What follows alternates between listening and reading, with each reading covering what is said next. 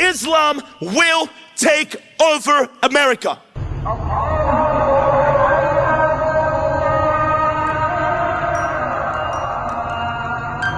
Ashhadu anna la ilaha. Mereka bilang Islam tidak cocok untuk Amerika. Terlalu berbeda, terlalu sulit diterima. Namun, ada satu masalah.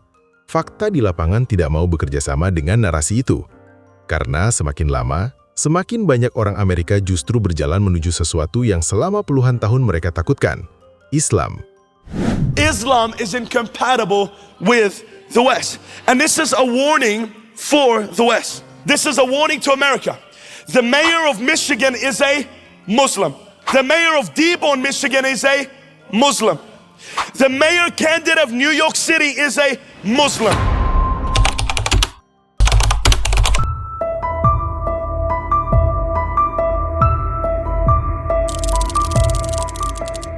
Selama puluhan tahun, Islam digambarkan sebagai ancaman. Nama Nabi Muhammad Sallallahu Alaihi Wasallam dihina, hijab dipermasalahkan, masjid diprotes, azan dianggap mengganggu. Ironis, karena agama yang disebut tidak cocok untuk Barat justru terus bertahan di Barat, bahkan berkembang. Dan itu membuat banyak orang bertanya, apa yang sebenarnya sedang terjadi? So look at this. This is a warning to America. The mayor of Michigan is a Muslim.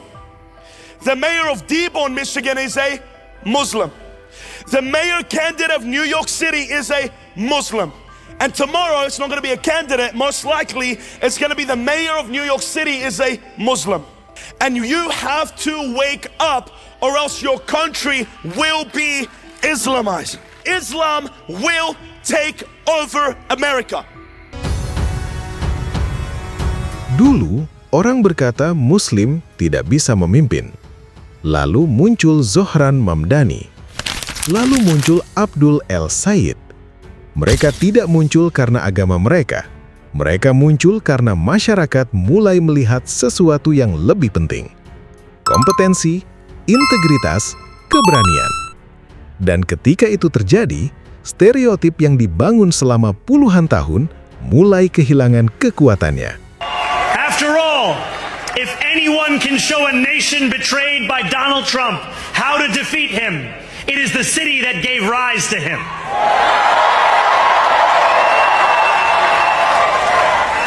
And if there is any way to terrify a despot, it is by dismantling the very conditions that allowed him to accumulate power. This is not only how we stop Trump, it's how we stop the next one. So Donald Trump, since I know you're watching, I have 4 words for you. Turn the volume up.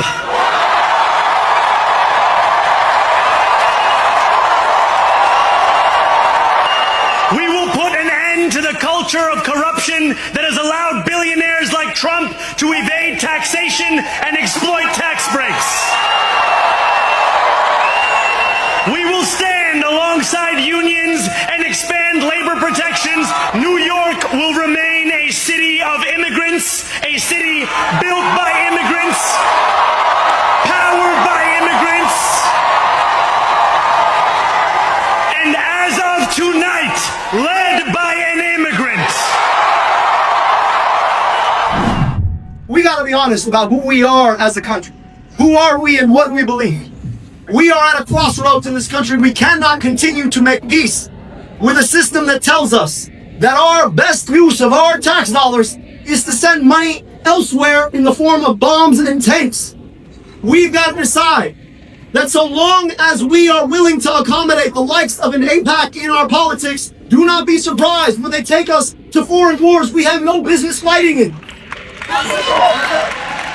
And I say that because I love my Jewish sisters and brothers, and because I love my Muslim sisters and brothers.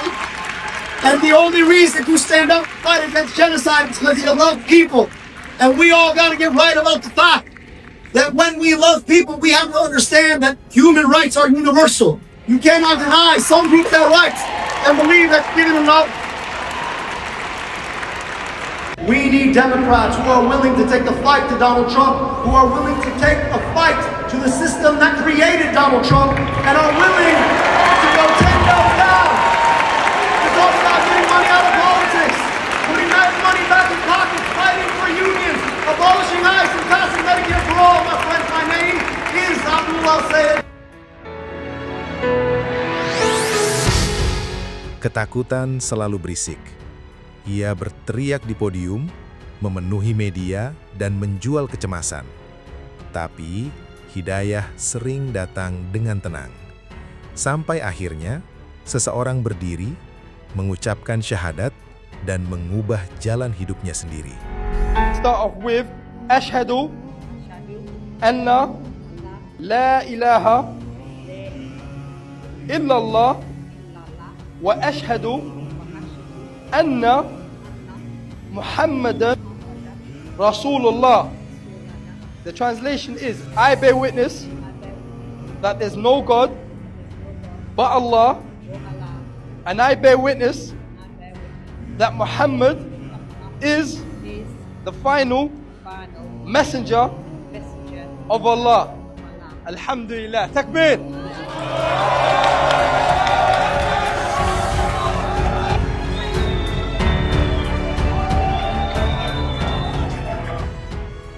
Mereka berkata, Islam tidak akan pernah menjadi bagian dari Amerika. Tetapi hari ini, nama Muslim ada di ruang politik. Masjid berdiri di berbagai kota. Azan terdengar, dan mu'alaf terus berdatangan. Bukan karena Islam menaklukkan Amerika, tetapi karena sebagian orang Amerika memilih datang sendiri kepadanya.